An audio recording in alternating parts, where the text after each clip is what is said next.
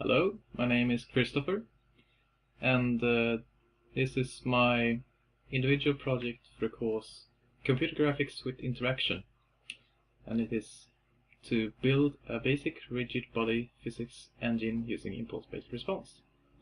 So let's take a look at the engine.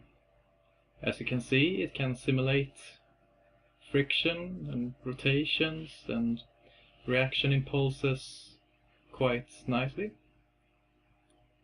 Here's a tower scene, and we see how boxes traveling at a high velocity collides with the tower and in a realistic manner pushes all the boxes down. Here's another example with a wall scene.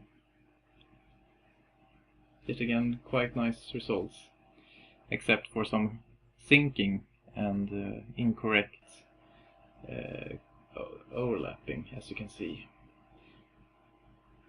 And finally, here's a scene with a house which is destroyed in a quite nice manner. Yes, that was it. Thanks for watching, and hope you have enjoyed the demonstration. Thank you.